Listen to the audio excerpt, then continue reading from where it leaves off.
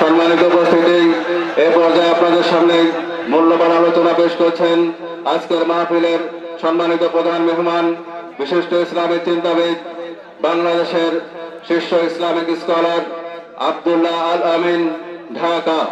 আমি সম্মানিত প্রধান মেহমানকে ওনার মূল্যবান আলোচনা পেশ করার জন্য বিনীতভাবে অনুরোধ করছি।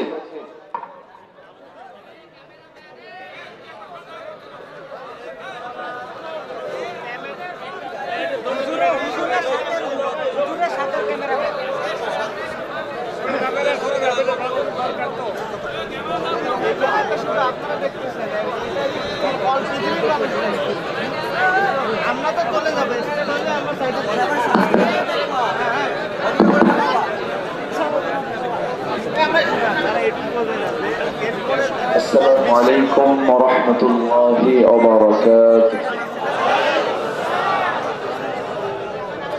السلام عليكم ورحمة الله وبركاته.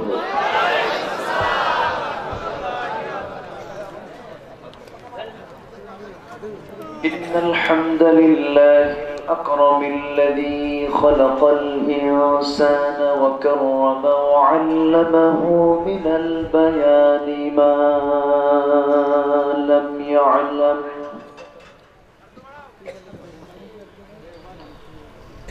فسبحان الذي لا يحصى امتنانه باللسان ولا بالقلم.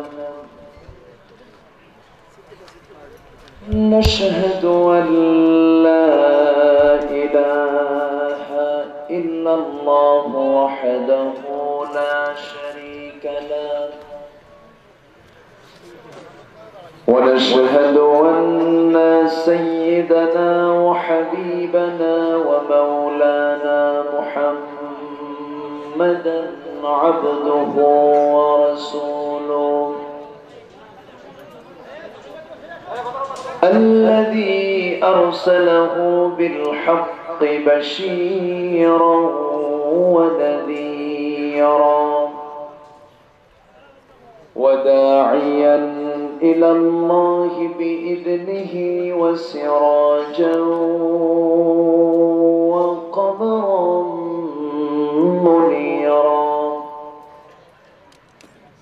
فقد قال الله تعالى في كلامه المجيد وفرقانه الحميد: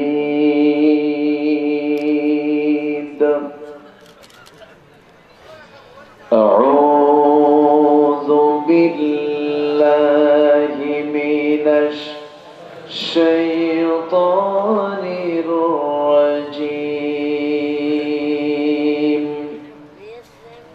بسم الله الرحمن الرحيم.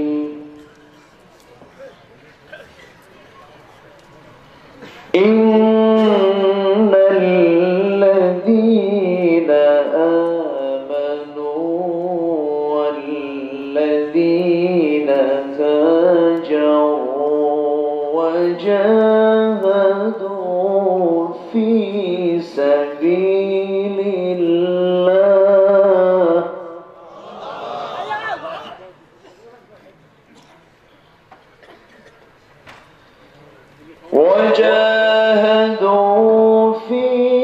سبيل الله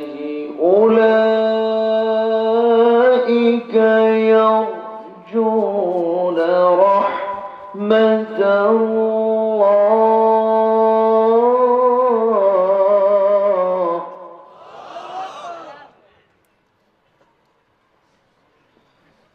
والله غفور رحيم.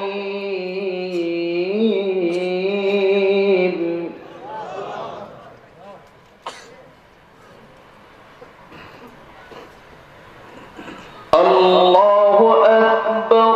بسم الله الرحمن الرحيم.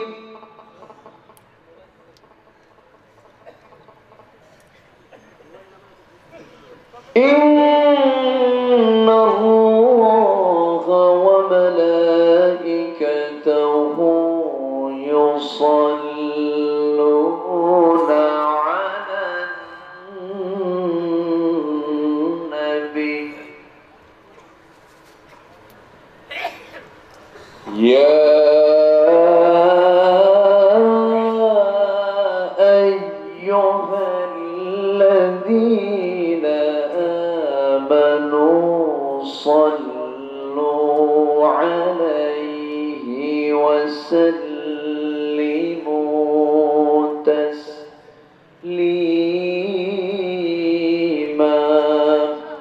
اللهم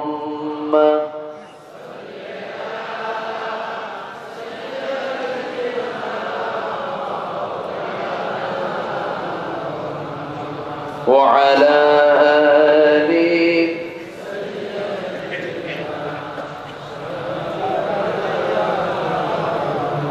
কিছু মহব্বত দিয়ে নবীর প্রেমে মাতোয়ারা হয়ে জবান খুলে উচ্চ আওয়াজে সবাই বলুন আল্লাহুম্মা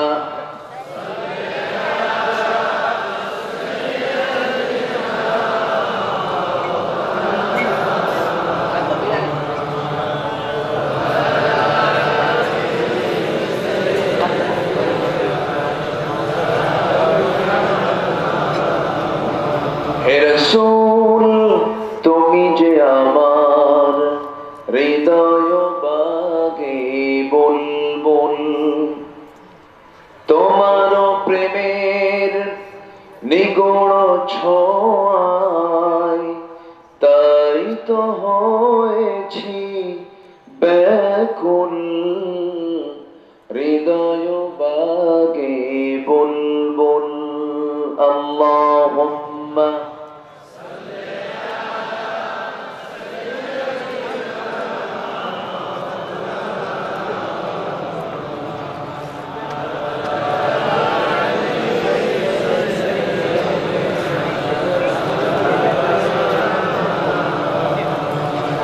সবাই বলুন বালাগাল উলা বিকামালিহি কাশাফাত তুজা বিজামালিহি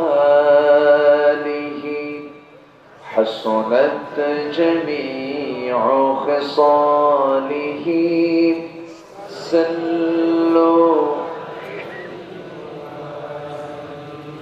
সূরাত ইউসুফ বিদারি হিকমতে লুকমান মা قارئ قرآن باری یہ دل سادمان ما بلغ العلا بکماله کشف الدجى بجماله حسنت جميع خصاله صلوا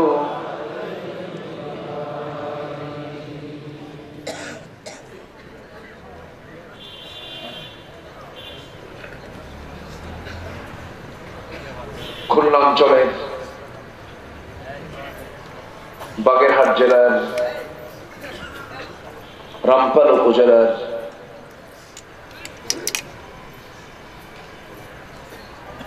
বড় কাঠালী যুব সমাজ বণিক সমিতির উদ্যোগে আয়োজিত বড় কাঠালী প্রাথমিক বিদ্যালয় মাঠে অনুষ্ঠিত 3 দিন ব্যাপী 13তম তাফসীরুল কোরআন মাহফিল 2021 আজকের এই সমাপনী রজনী সম্মানিত সুযোগ্য সভাপতি আজকের প্রোগ্রামের বরেণ্য সাহেবে সদর জনাব হাওলাদার দেলোয়ার হোসেন আজকের প্রোগ্রামের সম্মানিত বিশেষ মেহমান নন্দিত আলেমে দ্বীন মাওলানা কাজী তৌহিদুল ইসলাম, আজকের প্রোগ্রামের বরেণ্য প্রধান অতিথি মাননীয় মেয়র খুলনা সিটি কর্পোরেশন, সম্মানিত অতিথি বৃন্দ, সুশীল সমাজ, জাতির শ্রেষ্ঠ সন্তান শিক্ষক মন্ডলী, জাতির বিবেক সাংবাদিক বৃন্দ, সামনে উপস্থিত আজকের মাহফিলের প্রধান আকর্ষণ যাদেরকে নিয়ে আজকের এই সাজানো একটি বাগান, তৌহিদের পতাকাবাহী, কালেমার ঝান্ডাবাহী, দিন ইসলামের নরসারদুল বীর মুজাহিদ প্রাণপ্রিয় সম্মানিত দ্বীনি ভাইরা, আড়ালে বসে আছেন শ্রদ্ধেয়া সম্মানিত মা বোনেরা। আলোচনার সূচনায় আনুষ্ঠানিকতার মধ্য দিয়ে আমার পক্ষ থেকে আবারও দিল খোলা সালাম, আসসালামু আলাইকুম ওয়া রাহমাতুল্লাহি ওয়া বারাকাতুহু। সবাই কেমন আছেন? আমাকে প্রশ্ন করলেন, আল্লাহ আমাকেও ভালো রেখেছেন আলহামদুলিল্লাহ। গতকালকে মাহফিল ছিল বেশি দূরে না, কক্সবাজার। গতকালকে ছিল বান্দরবান, আজকে হলো সুন্দরবন। বোর্ড ঠিক আছে। মাঝখানে আমার গাড়ির ইঞ্জিন হেড বসে গেছে, গাড়ি অচল হয়ে পড়ে আছে। সেখানে রেখে আবার আরেকটা গাড়ি নিয়ে ভাবলাম যে আজকে মাহফিলে যেতে পারবো কিনা আল্লাহ জানে। তো এই চার পাকা মুখগুলো আল্লাহ পাক আমাকে আপনাকে দেখার সুযোগ করে দিয়েছেন। শুকর আদায় করছি, মুহাব্বাতান বলে উঠছি আলহামদুলিল্লাহ। আবারও বলছি আলহামদুলিল্লাহ। চিৎকার মেরে বলি আল্লাহুম্মা ইন্নী আসআলুকা আল হুদা ওয়াত তুকা ওয়াল আফাফা ওয়াল গিনা। সবাই বলি আল্লাহুম্মা লাকা আসলামতু ওয়া বিকা আমানতু ওয়া আলাইকা তাওয়াক্কালতু ওয়া ইলাইকা আনাবতু ওয়া বিকা খাসাতু। আমরা আল্লাহ তাআলা শুকর আদায় করে নিলাম। সম্মানিত হাজিরিন, আমি আলোচনার সূচনায় কোরআনে কারীমের গুরুত্বপূর্ণ একটি সূরা, বৃহৎ সূরা, একটা প্রাণীর নামে সূরা, যে প্রাণী সবার বাড়িতেই আছে কম বেশি, বাকারা। বাকারা মানে হলো গাভী। বাকারা মানে কি? গাভী। এটি কমন একটি প্রাণীর নামে সূরা, এবং এটা দিয়ে আল্লাহ পাক কোরআনটা শুরু করেছেন। সূরা ফাতিহা তো ভূমিকার পরের প্রথম সূরাটাই হলো সূরাতুল বাকারা। বিশাল একটি সূরা। এই বিশাল সূরার ভিতর থেকে আমি ছোট্ট একটা আয়াত আমি তেলাওয়াত করেছি। আল্লাহ রাব্বুল আলামিন এই 286টি আয়াত সম্বলিত এই সূরার 218 নম্বর আয়াত আল্লাহ রাব্বুল আলামিন বান্দার জন্য 3টি কাজের ইঙ্গিত দিয়ে আল্লাহ বলছেন, বান্দা এই 3টি আমলের মধ্য দিয়ে, এই 3টা বৈশিষ্ট্যের মধ্য দিয়ে, এই 3টি কাজের বাস্তবায়ন তুমি যদি করতে পারো, তাহলে আমার রহমত তোমার উপরে বর্ষিত হবে এবং আমি তোমাকে মাফও করে দেব। আসুন সে আয়াতকে সামনে রেখে আমরা কিছু কথা শোনার চেষ্টা করি। আল্লাহ পাক আমাকে আমলের নিয়তে বলার এবং আপনাকেও শোনার তৌফিক দান করুন। জোরে বলি আমিন। আমরা যে কিতাবটা নিয়ে বসে আছি, এই কিতাব নাযিল করেছেন কে? কে নাযিল করেছেন? পৃথিবীর সকল কিতাব একরকম, এই কিতাব ভিন্ন রকম। পৃথিবীর সকল কিতাব মানুষের রচিত, আর এই কিতাব কার রচনা? আসতে বলবেন না, কার রচনা? পৃথিবীর সকল কিতাবে অযোগ্যতা, অসম্পূর্ণতা, অক্ষমতা, অস্পষ্টতা আছে না নাই? এই কিতাবে এগুলো কিছু আছে? নাই। সম্পূর্ণ ত্রুটিমুক্ত, সংশয়মুক্ত, চ্যালেঞ্জপূর্ণ, মহান চ্যালেঞ্জপূর্ণ একটি কিতাব হলো কোরআন, যা আল্লাহ পাক আমাকে দয়া করে দিয়েছেন। যদি না দিতেন আমি আল্লাহকে চিনতে পারতাম না। আমার সবচেয়ে প্রিয়কে আসতে বলবেন না কে? আমার সুখে, আমার দুঃখে, আমার আনন্দে, আমার বেদনায়, আমার জীবনের সার্বিক সমস্যার সমাধানে আমার জন্য একমাত্র কে? আল্লাহ। এটা যে মনে করবে, এটা যে ভাববে, তার দ্বারা কখনো পাপ কাজ হতে পারে না। কারণ সবচেয়ে বড় সাক্ষী আমার আপনার জন্য কে? আল্লাহ। তিনি দয়া করে এই কিতাবটা দিয়েছেন। আল্লাহ রাব্বুল আলামিন অনেক নিয়ামতের বর্ণনা দিয়া সূরা রহমান শুরু করেছেন, কিন্তু শুরুতে তার রহমান নাম সুন্দর করে উপস্থাপন করে তিনি কি বলছেন? আর রহমান আল্লামাল কুরআন খালাকাল ইনসানা আল্লামাহুল বায়ান। তিনি সেই মহান রহমান, মহা দয়ালু, যিনি বান্দাকে দয়া করে কোরআন শিক্ষা দিয়েছেন। অর্থাৎ এই পৃথিবীতে বান্দার জন্য যত উপহার আছে, সবচেয়ে শ্রেষ্ঠ উপহার হলো আল্লাহর পক্ষ থেকে নাজিল করা এই কিতাব কোরআন। জোরে বলি সুবহানাল্লাহ। এর থেকে বড় উপহার আর কি থাকতে পারে, যা দিয়ে বান্দা দুনিয়াতে বসেই জান্নাত এবং জাহান্নামের দৃশ্যগুলো দেখতে পাবে। সব তথ্য আল্লাহ পাক এর মধ্যে দিয়ে রেখেছেন। এর মধ্যে বিজ্ঞান আছে, এর মধ্যে আইন আছে, এর মধ্যে সাহিত্য আছে, এর মধ্যে দণ্ডবিধি আছে, এর মধ্যে রাষ্ট্র কেমনে পরিচালনা করতে হবে তার বিধিবিধান আছে, এর ভিতর আছে পারিবারিক নীতি, সামাজিক নীতি, যুদ্ধ নীতি, চুক্তি নীতি, বন্দি নীতি, সব আছে না নাই? বিয়ে, তালাক, এগুলো নিয়ে কথা আছে না নাই? সূরায় আছে তালাক। সূরা কি আছে? তালাক। বিয়ের নামে কোনো সূরা নাই, কিন্তু তালাক নামে সূরা আছে। কেন জানেন? নাসিবরা যেন তালাক না দিয়ে যেন বিয়ে না করতে পারে। তালাক না হওয়া পর্যন্ত কোনো মহিলাকে বিয়ে করা জায়েজ নেই। এই জন্য বিয়ের নামে সূরা নাই, কিন্তু কিসের নামে সূরা আছে? তালাক নামে সূরা। আমার কথা কি বোঝা যায়? আচ্ছা, তাহলে বোঝা যাচ্ছে আমরা স্পষ্ট যে কোরআন মানব জীবনের জন্য যা চাহিদা, সম্পূর্ণ চাহিদা পূরণ করতে কোরআন ব্যর্থ না সফল? কিন্তু কোরআনকে মানতে গিয়ে আমরা সফল না ব্যর্থ? আমরা ব্যর্থ। কোরআন ব্যর্থ না, আমরা কি? শুধু কি ব্যর্থ না, মহা ব্যর্থ। মহা ব্যর্থ। কোথায় মানি আমরা? কোরআনকে মানলে কি অপরের বউকে ভাগায় নিয়ে আসে? বলে আমরা কোথায় আছি, কি সিচুয়েশন আমরা আজকে অবস্থান করছি?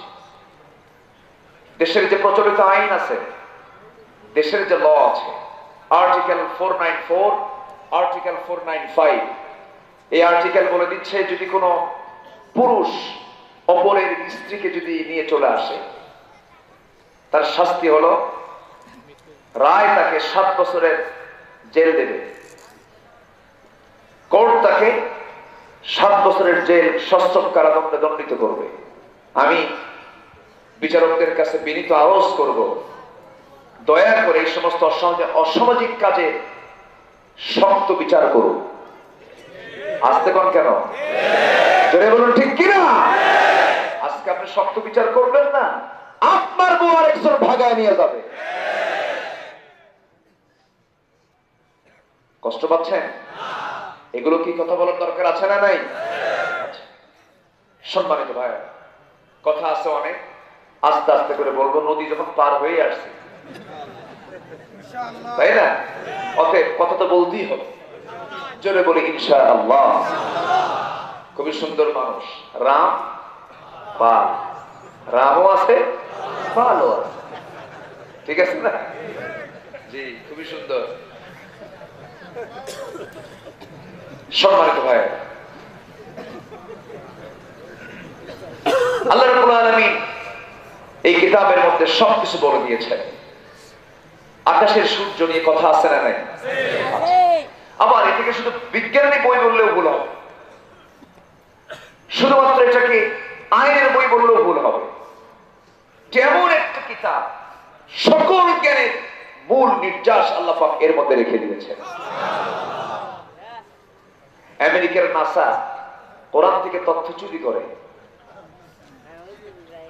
গোটা পৃথিবীর সায়েন্স টেকনোলজির যে ডেভেলপ হয়েছে, ওদের নিজের মস্তিষ্ক প্রসূত কিচ্ছু না, মূল সূত্র নিয়েছে কোরআন থেকে। সুবহানাল্লাহ বলেন। কেমন একটু বললি টের পাবে। আকাশের সূর্য কে সৃষ্টি করেছেন? সূর্যের আলো আছে না নাই? চাঁদের কি নিজস্ব কোনো আলো আছে? না, চাঁদের নিজস্ব কোনো আলো নেই।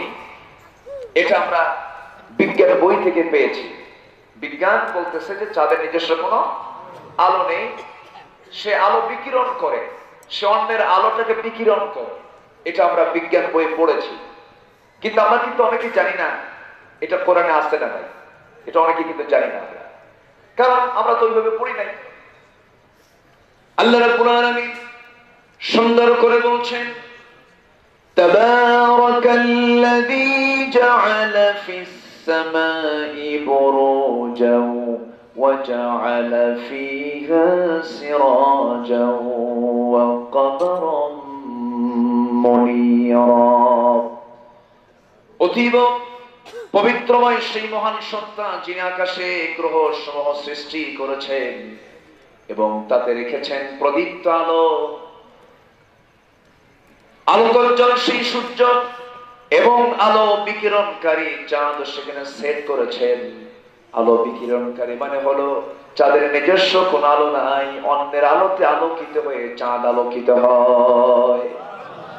এখন বলো, বিজ্ঞান কি এটা প্রমাণ করেছে না বিজ্ঞান চুরি করেছে?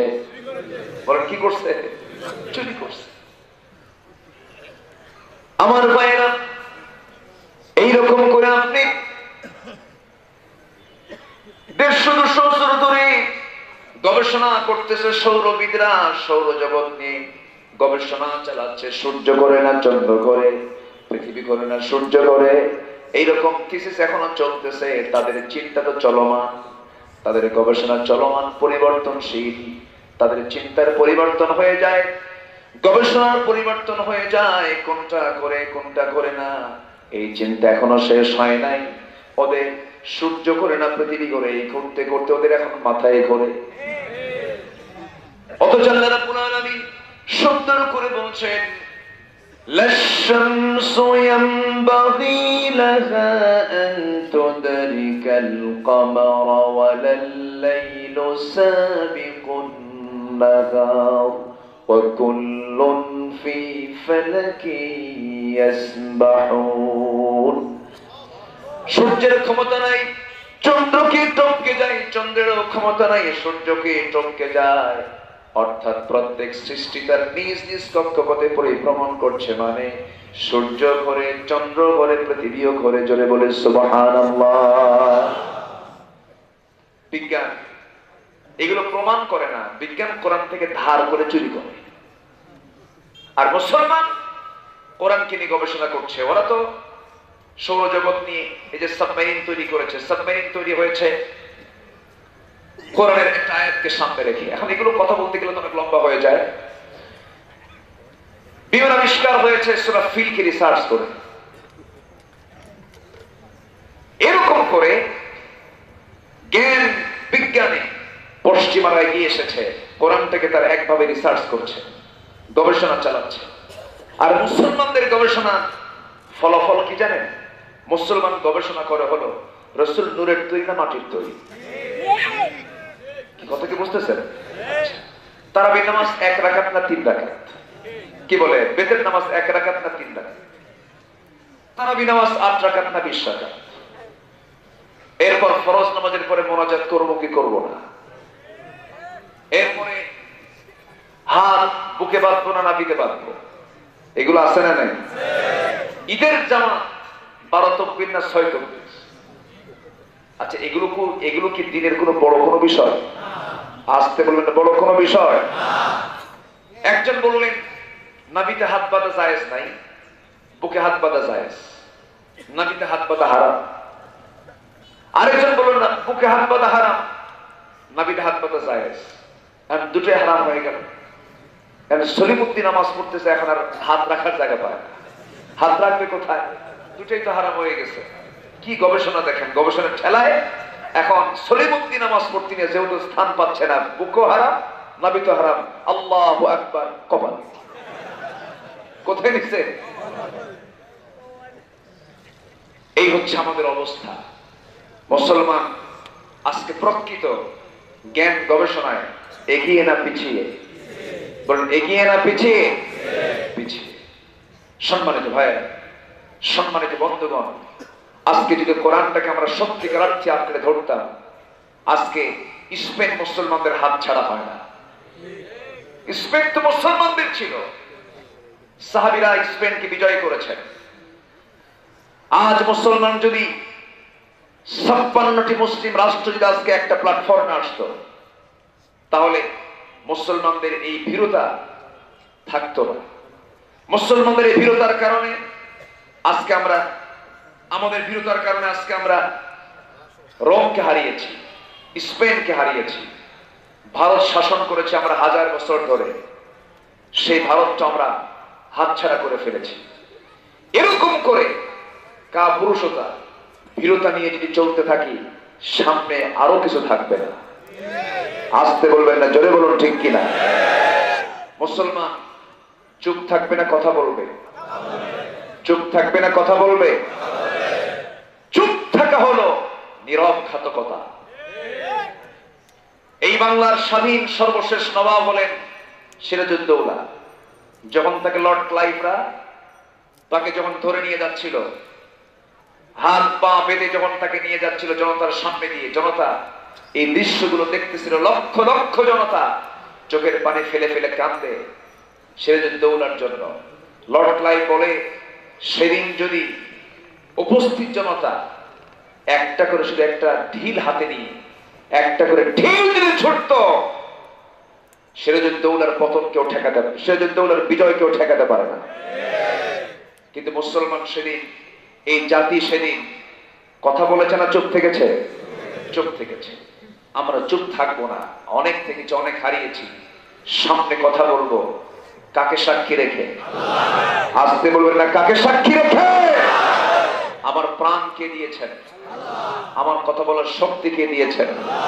সর্বশেষ শক্তি নিয়োগ করে আমরা প্রশংসা করে যাব কার? গুণগান গাইব কার? আল্লাহ। সে আল্লাহর গুণগান গাওয়ার জন্য 1 নম্বর কোয়ালিটি দরকার হলো, আমাকে আপনাকে নামাজি হতে হবে। আর নামাজি হওয়ার আগে 1 নম্বর যে বিষয়টা আমার আপনার মধ্যে থাকতে হবে, সেটা হলো ঈমান থাকতে হবে। কি থাকতে হবে? ঈমান। ঈমান আগে না নামাজ আগে? ভালো করে বলেন, ঈমান আগে না নামাজ আগে? ঈমানটা আগে। আবার হয়তো বলবেন, হুজুর নামাজ না পড়ি ঈমানটা ঠিক আছে। এরকম কিছু লোক আছে না নাই? আচ্ছা, এরকম চেতনার লোকও কিন্তু আছে। তাদের পক্ষে আমার এই কথাটা একটু চলে যাচ্ছে। কিন্তু যে ঈমানদারের জীবনে নামাজ নাই, যে ঈমানদারের জীবনে সালাত নাই, এদিকে কি সঠিক কোন ঈমানদারের পরিচয়? আসতে বলুন না, পরিচয়? তাহলে ঈমান আনতে হলে ঈমানের গুণ থাকার দরকার আছে না নাই? আছে। আল্লাহ রাব্বুল আলামিন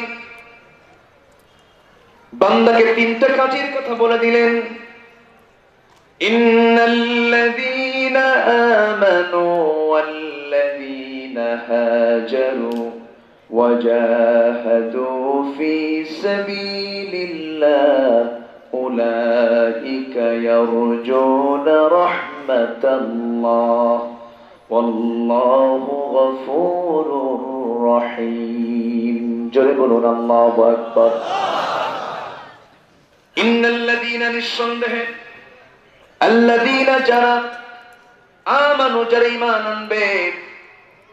ঈমান যদি না এনে থাকো, তোমার কোন কাজের পুরস্কার আমার আল্লাহ তোমাকে দিবেন না। কারণ ঈমান হলো মূল মাদার, মূল ফান্ডামেন্টাল দিক, এটা মূলগত দিক, এটা তোমার মধ্যে অবশ্যই থাকা চাই। যার মধ্যে ঈমান থাকবে না, দুনিয়ার সমস্ত ভালো কাজ করেও তারা প্রাপ্তি আল্লাহর দরবারে থাকবে না। ঈমান হলো মূল পুঁজি। সেই ঈমান আনতে নিয়ে কোন ঈমান আমরা আনবো?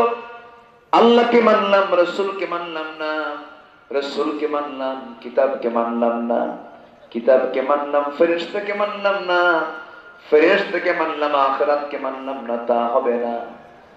আল্লাহ রাব্বুল আলামিন বলেন, তুমি কেমন করে ঈমান আনবি? আমানার রাসূলু বিমা উনজিলা ইলাইহি মির রাব্বিহি ওয়াল মুমিনুন কুল্লুন আমানা বিল্লাহি ওয়া মালাইকাতিহি ওয়া কুতুবিহি ওয়া রুসুলিহি লা নুফাররিকু বাইনা আহাদিন মির রুসুলিহি وقالوا سمعنا وأطعنا غفرانك ربنا وإليك المصير. জোরে বলুন আল্লাহু আকবার। জিকির করি লা ইলাহা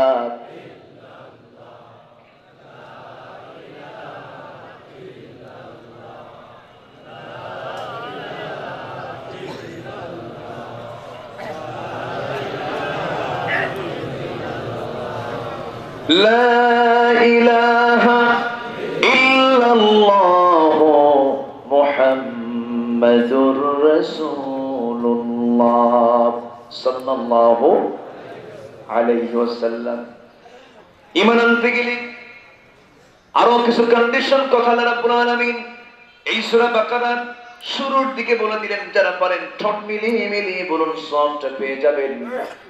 الذين يؤمنون بالغيب ويقيمون الصلاة ومما رزقناهم ينفقون والذين يؤمنون بما أنزل إليك وما أنزل من قبلك وبالآخرة هم ইউকিনুন। জোরে বলুন আল্লাহু আকবার। মুত্তাকি ইমানদার তো তারাই যারা গায়েবকে বিশ্বাস করে, নামাজ যারা কায়েম করে, যারা আল্লাহর পথে যারা খরচ করে, যারা কিতাবকে বিশ্বাস করে, আখিরাতকে বিশ্বাস করে, সবকিছুর সমন্বয় তো ঈমান। একটাকে বাদ দিলে তার ঈমানের পর্যায়ে থাকে না। আল্লাহ বলছেন, বান্দারে তুমি যদি ইমানদার হতে পারো, ভালো ইমানদার যদি হতে পারো, সাথে যদি আরেকটা কাজ করতে পারো, তোমার জন্য জান্নাতটা খুবই সহজ। আল্লাহ সুন্দর করে আরেক জায়গায় বলছেন, ইন্নাল্লাযীনা আমানু ওয়া আমিলুস সালিহাত কানাত লাহুম জান্নাতুল ফিরদাউসি নুজুলা। ঈমান যারা আনবে, আমল সালেহ যারা করবে, এই দুইটা নেক আমল যারা জীবনে থেকে যাবে, আল্লাহ বলছেন ওই বান্দার জন্য আমি আল্লাহ জান্নাতুল ফিরদাউস বরাদ্দ রেখে দিয়েছি। আমি কি আলোচনা চালাবো? দুই একজন করে ওঠে, সমস্যা কি? অসুবিধা? হ্যাঁ, ও অনেক সময় বসা। জি, অনেক কষ্ট দিয়েছি আমি আপনাদের, তাই না? একটু দয়া করে বসুন, কেউ উঠবেন না। আর একটু সময় আমি চেয়ে নিচ্ছি। আপনি যদি উঠেন তখন আমি তো আমার আলোচনা হারিয়ে ফেলবো। একজন আলোচকের সবচাইতে বেশি কষ্ট হয় কখন জানেন? যখন তার সামনে থেকে শ্রোতা উঠতে নেয়, তখন সে তার বাক শক্তি হারায় ফেলে, তার স্মৃতিশক্তি হারিয়ে যায় তার। আমরা কেউ এই কাজটা করবো না। আমরা কষ্ট করে হলেও আর কিছু সময় আমরা থাকবো। জোরে বলি ইনশাআল্লাহ। সম্মানিত হাজিরিন, হ্যাঁ অনেক রাত হয়েছে, একটু কষ্ট হচ্ছে, কারণ মানে দীর্ঘ সময় বসে থাকলে কিছু অসুস্থ মানুষ থাকে, নিম্নচাপ তো হয়, তাই না? একটু অসুবিধা হয়। খুব যদি অসুবিধা হয়, নখটা একটু উঁচু করবে। আমি বুঝবো যে আপনার বেকায়দা। তো দয়া করে আবার কেউ ঊর্ধ্ব চাপে যাবেন না। ঊর্ধ্ব চাপ হলো বিড়ি খাওয়া চাপ, মাথার চাপ আছে না, এরকম আছে না? আরে বাপরে বাপ, কিছু কিছু পুরা চাচা 80 বছর বয়স, বিড়ি টান মারা দেখে মনে হয় 16 বছর। আছে না নাই? এগুলো করা যাবে না। সকল প্রকার নেশা আল্লাহ হারাম করেছেন। আল্লাহ কি করেছেন? হারাম করেছেন। কোন নেশা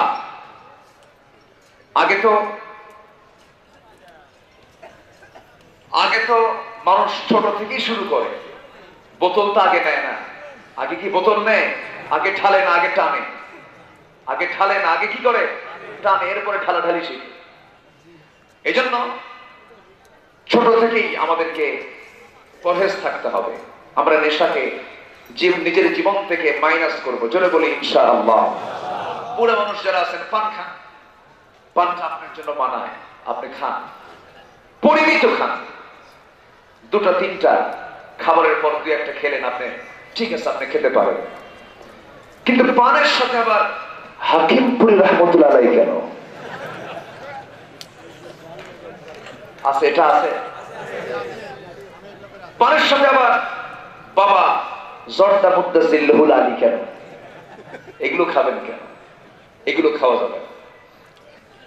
কারণ হাকিমপুরের ভিতরে যে পাতা, বিয়ের ভিতরে গাছ কি দুইটা না একটা? একটা গাছ। দরকার কি? আমরা এই সমস্ত নেশার দিকে যাব না। জোরে বলি ইনশাআল্লাহ।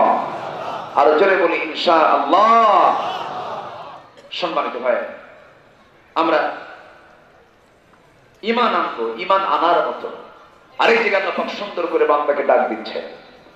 আল্লাহ বলছেন, বান্দা শোনো, ইয়া আইয়ুহাল্লাযীনা আমানু আমিনু। ঈমানদারেরা তোমরা ভালো করে ঈমান আনো। যেমন করে ঈমান আনলে আল্লাহ খুশি হয়ে যাবেন, তেমন করে তোমরা ঈমান আনো। আমরা কি ঈমান আনলাম? হারামকে হারাম জানলাম না, হালালকে হালাল জানলাম না। আমরা কি ঈমান আনলাম? নামাজও পড়লাম, আবার সুদের কারবারও করলাম। আমরা কেমন ঈমান আনলাম? নামাজও পড়লাম, জমির আইল ঠেলতে ঠেলতে নিজের জমির ভিতরে আরেক জমি ঢুকায় ফেললাম। এরকম নামাজ মনে হয় বাংলার জমিনে নাই। আমরা কেমন ঈমান আনলাম? মেয়ের সম্পত্তি গুলো ছেলের নামে লিখে দিলাম। এমন বাপ আছে না নাই? আসতে বলবেন না, আছে না নাই? আমরা কেমন ঈমান আনলাম? বান্দার হকগুলোকে নষ্ট করে ফেললাম। আমরা কেমন ঈমান আনলাম? মিথ্যা সাক্ষী দিয়ে নিরহ নিরাপরাধ মানুষগুলোকে জুলুমের শিকার করলাম। আছে না নাই? আসতে বলবেন না, আছে না নাই? আপনি মিথ্যা সাক্ষী দিয়ে জান্নাত পেতে চান? অসম্ভব, ঠিক কিনা? আপনি পাকা ঈমানদার দাবি করছেন না? অসম্ভব। মিথ্যা সাক্ষী কোনদিন জান্নাতের মেহমান হবে না। মিথ্যা সকল পাপের মা।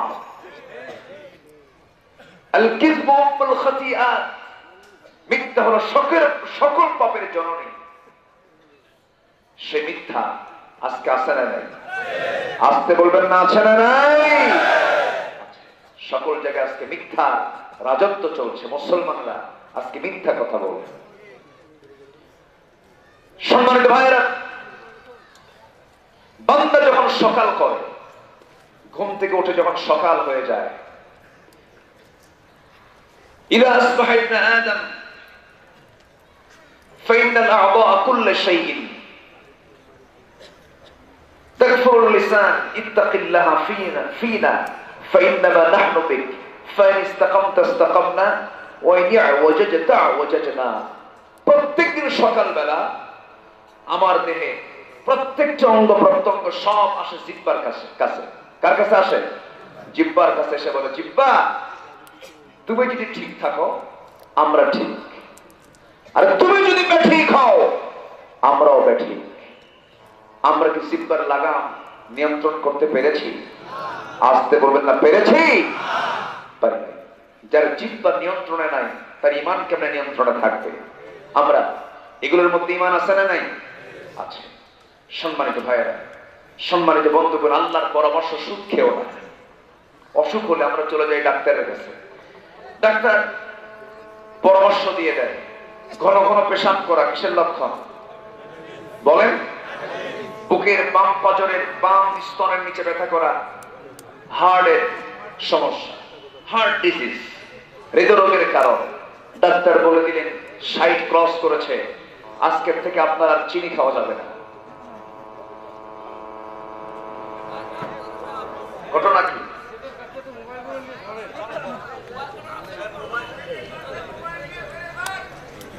দেখছেন কি লোক বানিয়েছে, বোঝেন? আচ্ছা, ডাক্তার বলতেছে আপনার কি খাওয়া যাবে না?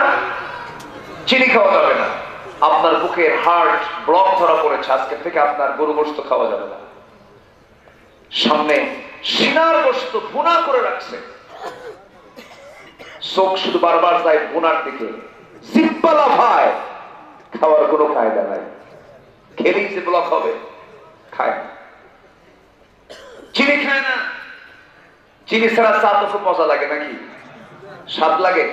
লাগে না, কিন্তু এরপরও উপায় নাই। ওই স্বাদহীন চা উনি পান করতে বাধ্য, কারণ 14 বার পেশাব করা তো সম্ভব না, কষ্টকর, রোগ বেড়ে যাবে। ডাক্তারের পরামর্শ যদি চিনিও বাদ দেয়, ডাক্তারের পরামর্শ যদি গরুর গোশত বাদ দিয়ে দেয়, আল্লাহর পরামর্শ হলো সুদ খেও না, সুন্নের খাওয়া খায়। এমন নামাজি আছে না নাই? আছে না নাই? দয়া করে কি উঠবেন না, উঠলে কিন্তু ভাববো লোকটা সুদ খায়। কি কথা কি বুঝতেছেন আপনি? হ্যাঁ, কেউ উঠবেন না, দয়া করে একসময় উঠলে কিন্তু খুব সিরিয়াস ব্যাপার। থাকেন সবাই। ঈমান আনছি, ঈমান এনে যদি এগুলো অকাম কুকাম গুলো করি, তাহলে বলেন এটা কি হলো? বলেন এটা হলো না। ঈমান মানে কি? কোন কাজ আমার ইচ্ছাই হবে না, সব হবে কার ইচ্ছায়? আসতে বলবেন না, কার ইচ্ছায়? আল্লাহর ইচ্ছায় হবে। এই চেতনা লালন না করা পর্যন্ত ঈমানদারের ঈমানের দাবি করা যাবে না। ঈমান শুধু নামাজের মধ্যেই সীমিত নয়। নামাজ তো আমার আপনার ডিউটি। এই দেশের সেনাবাহিনী সকাল বিকাল লেফট রাইট করে, ইউনিফর্ম পরে পরে সকাল বিকাল ব্যায়ামে নিজেকে, তার বডিটাকে ফিট রাখে। কেন? বহিঃশত্রু আক্রমণ থেকে, প্রতিবেশী রাষ্ট্রের আক্রমণ থেকে দেশকে রক্ষার জন্য তার এরকম চেষ্টা। শরীরটাকে ফিটনেস ঠিক রাখা, ড্রেস গুলোকে ঠিক রাখা, এটার মূল লক্ষ্য হলো বহিঃশত্রু যেন আক্রমণ না করতে পারে, তারা যেন প্রতিহত করতে পারে। এই জন্য সামরিক বাহিনী। এখন যদি সকাল বিকাল লেফট রাইট করলো, পোশাকও ঠিক থাকলো, কিন্তু ওই সেনাবাহিনীর কর্মকর্তা যদি প্রতিবেশী শত্রু রাষ্ট্রের সঙ্গে যদি যোগ সাজস করে, তার কি এই লেফট রাইটের কোনো দাম আছে নাকি? আসতে বলবেন না, দাম আছে নাকি? না। আমি নামাজ পড়লাম, সেজদা দিলাম, কিন্তু আমার ভিতরে এমন কিছু পাপ লুকানো আছে যে পাপ ইমানের সম্পূর্ণ খেলাফ, সব নিষ্ফল হয়ে যাবে। 1 মণ দুধের ভিতরে কতটুকু? বলেন কতটুকু? 1 ফোঁটা কি পড়লে? চুনা না? কি বলে? হ্যাঁ, সেনা। সেনা। যাই হোক, এক একটা এলাকার এক একটা নাম থাকে, এক এক এলাকার এক একটা ভাষা থাকে। তবে বাগেরহাট, খুলনা, বরিশাল, যশোর, একটা ভাষার একটা চরম মিল আছে, কথাগুলো বোঝা যায়। মাশাআল্লাহ, বলি আলহামদুলিল্লাহ। গতকালকে সেখানে ছিলাম, কক্সবাজার, বুঝতেছেন তো? বলতাম খড়ে, বুঝতেছেন কিছু? বড় ভাই আপনি কোথায়? বলতাম আপনি খড়ে। এত ছুটি মালাকুল মউতের বুঝতে কষ্ট হবে। কথার কথা বললাম, আবার এটা নিয়ে আবার কোনো ব্যাখ্যায় যাবে না। সম্মানিত ভাইয়েরা, এদিক থেকে বাংলা ভাষা অনেকটাই ভালো এই অঞ্চলে। বলি আলহামদুলিল্লাহ, জোরে বলি আলহামদুলিল্লাহ। সম্মানিত ভাইয়েরা, সম্মানিত বন্ধুগণ, আমানত ঠিক রাখতে হবে, বান্দার হক নষ্ট করা যাবে না, কোন হক ইমানদার নষ্ট করতে পারে না। আমার নবীজি অনেক সময় তো বয়ান করতেন, ইতিহাস টানতেন। একদিন তিনি একটা হাদিসের ইতিহাস টানবেন, সাহাবায়ে কেরামকে নিয়ে বলেন, সাহাবীরা একটা ইতিহাস শোনো। হুজুর শোনান আপনি। আমার নবীজি বললেন, শোনো, বনী ইসরাইল গোত্রে, বনী ইসরাইলের ভিতরে 3 যুবক একদিন কোথাও কোন সফরে যাচ্ছিল। হঠাৎ করে প্রবল ঝড় শুরু হয়ে গেল। সেই প্রবল ঝড়ে, পাহাড়িয়া ঝড়ে ওই 3 যুবক আশ্রয় নেবে কোথায়? সেই ঝড়ের কবল থেকে বাঁচার জন্য এটা পাহাড়ের গুহার মধ্যে আশ্রয় নিল। গুহার মধ্যে আশ্রয় নেওয়ার সঙ্গে সঙ্গে প্রবল বর্ষণে সেই গুহার মুখে উপর থেকে একটা বিশাল ওজনের একটা পাথর এসে সেই গুহার মুখটা লাগায় গেল, ব্লক হয়ে গেল। বের হওয়ার কোনো উপায় নাই, মৃত্যু ছাড়া কোনো গতি নাই। 3 জনের চেহারা শুকায় গেছে, চক্ষুটা ভীত ভীত হয়ে গেছে। এই 3 জন যুবক মিলে বলতেছে, শোনো, এই বিপদ থেকে আমাদেরকে কেউ বাঁচাবে না। এই বিপদ থেকে বাঁচানোর একমাত্র ক্ষমতা, যোগ্যতা কে রাখেন? আসতে বলবেন না, কে রাখেন? এটার নাম কি? বলে, এটার নাম কি? এটার নাম কি? ঈমান। আল্লাহ ক্ষমতা রাখেন, আল্লাহ আমাকে হেফাজত করবেন। শতভাগ আস্থা এনে, শতভাগ বিশ্বাস এনে এই 3 যুবক তাদের জীবনের শ্রেষ্ঠ আমলগুলোর কথা মনে করে। এক যুবক বলে, আল্লাহ, জীবনে তেমন কোনো ভালো আমল করতে পারি নাই, তবে আমার নিয়ন্ত্রণে এক শ্রমিক কাজ করেছিল। সেই শ্রমিক সকাল থেকে সন্ধ্যা পর্যন্ত কাজ করে তার মজুরিটা আমি দিতে পারি নাই। আমি তাকে খুঁজে পেলাম না। সেই মজুরির টাকা দিয়ে একটা ছাগল কিনলাম। সেই ছাগি থেকে ছাগল পাল হয়ে গেল। দীর্ঘদিন পরে যখন সে আসলো, আমি তাকে আগের সেই টাকা না দিয়া তার টাকা অর্জিত একটা ছাগল পাল, টোটাল ছাগল পাল আমি তার হাতে অর্পণ করে দিয়েছিলাম। ও আল্লাহ, এই আমানতদারিতে তোমার কাছে যদি পছন্দ হয়, এই বিপদ থেকে তুমি আল্লাহ আমাদের উদ্ধার করার ব্যবস্থা করো। সঙ্গে সঙ্গে কি হলো? রাসূল বললেন, পাহাড়ের মুখ থেকে 3 ভাগের 1 ভাগ অংশ সেই পাথরটা সরে গেল। আরেকজন যুবক বলে, আল্লাহ, জীবনে তেমন কোন আমল করতে পারি নাই, তবে কোন এক রাতে আধারে বাড়ি ফিরতে আমার অনেক রাত হয়ে গেল। বাড়িতে ফেরার সঙ্গে সঙ্গে আমার গিন্নি আমার হাতে 1 গ্লাস দুধ তুলে দিল। সেই দুধটা আমি নিজে খেলাম না। আমার সন্তান জায়গা পেয়ে গেল। সন্তান খাওয়ার জন্য কান্নাকাটি করে। সন্তানের মুখেও দিলাম না, আমার মুখেও দিলাম না, আমার স্ত্রীর মুখেও দিলাম না। সোজা আমি মার ঘরে গিয়ে বললাম, মার ঘরে গিয়ে মার সামনে দাঁড়ালাম। মা তো ঘুমে। মা যতক্ষণ ঘুমায় ততক্ষণ পর্যন্ত আমি শিওরে দাঁড়িয়েছিলাম। মা যখন জায়গা পেলেন, আমি মার সামনে বললাম, মা, এই যে গ্লাস দুধ ভর্তি করে নিয়ে এসেছি, তুমি এটা পান করো। আমার মাকে, বৃদ্ধা মাকে আমি নিজে না পান করে আমার সন্তানদেরকে না পান করে মাকে পান করিয়েছি। আল্লাহ, এতটুকুন হক, এতটুকুন অধিকার আদায়ের চেষ্টা করেছি বাপ মার ক্ষেত্রে। আল্লাহ, আজকের এই চরম বিপদ থেকে তুমি আল্লাহ আমাদেরকে হেফাজত করো। 3 ভাগের 2 ভাগ পাথরটা সরে গেল। একটু আস্তে করুন, সুবহানাল্লাহ। জোরে বলুন, সুবহানাল্লাহ। আরেকজন যুবক দোয়া করে, আল্লাহ, জীবনে তেমন কোন আমল করতে পারি নাই, তবে আমি একটা দিন একটা আমলের কথা মনে করে তোমার কাছে আমরা আজকে ক্ষমা চেয়ে নিচ্ছি, বিপদ থেকে উদ্ধার করো। ও আল্লাহ, আমার আপন চাচাতো বোন ছিল। সেই চাচাতো বোনের সাথে আমার দীর্ঘদিনের পীড়িত ছিল, সম্পর্ক ছিল। সেই সম্পর্কের চূড়ান্ত যেদিন পরিণয় হয়ে যাবে, দৈহিক মিলন হবে। আমি আমার চাচাতো বোনের ঘরের মধ্যে ঢুকলাম। ঢোকার সঙ্গে সঙ্গে দেখি আমার চাচাতো বোনের চোখ বেয়ে বেয়ে টপ টপ করে পানি পড়ে। আমি আমার চাচাতো বোনের 2 উরুর মাঝখান পর্যন্ত গিয়েছি, জেনার কাছে লিপ্ত হয়ে যাব। আমি বললাম, বোন রে, তোর চোখে পানি কেন? বোন আমাকে বলে, আমার চোখে পানি আসার মূল কারণ হলো, শুধু আমরা ভাবতেছি আমরা দুজন, কিন্তু এই দুজনকে দেখছেন একজন সাক্ষী, আমার আল্লাহ রাব্বুল আলামিন। ও আল্লাহ, আমার বোনের সেই সতর্কতা, সঙ্গে সঙ্গে আমি সেই জায়গা থেকে আমি নিজেকে গুটায় নিলাম, যৌবনকে নিয়ন্ত্রণ করে জেনার কাছে লিপ্ত না হয়ে আমি নিজেকে ব্যাক করে নিলাম। আল্লাহ তুমি যদি এই আমলটাকে কবুল করো, এই বিপদ থেকে আজকে আমাদেরকে উদ্ধার করো। টোটাল পাথর সরে গেল। তিনজন সেই পাহাড়িয়া গর্ত থেকে সেই বনি ইসরাইল গোত্রের সেই তিন যুবক তারা রেহাই পেয়ে গেল।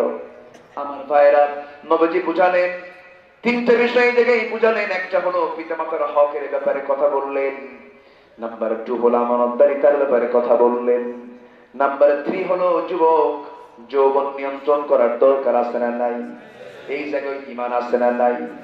এই চোখটা দিয়েছেন কে? আসতে বলবেন না, কে দিয়েছেন?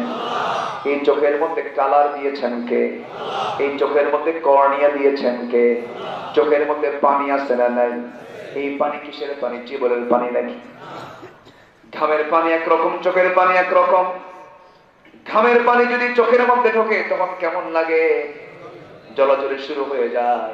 এই ঘাম চোখের মধ্যে ঢুকলে বেকায়দা, মানে ওই চোখের পানি আর এই ঘামের পানি একরকম না। একই বডি থেকে বিভিন্ন জায়গায় পানি বের হয়ে যায়। আমাদের মূত্রনালী দিয়ে যে পানিটা বের হয়ে যায় সেটা আল্লাহ রাব্বুল আলামিন রক্তটাকে ছাকায় নেন, কিডনি দিয়ে ফিল্টারিং করেন। প্রত্যেকটা কিডনিতে দুইটা 10 লক্ষ 20 লক্ষ ছাকনি রেখে দিয়েছেন আল্লাহ রাব্বুল আলামিন।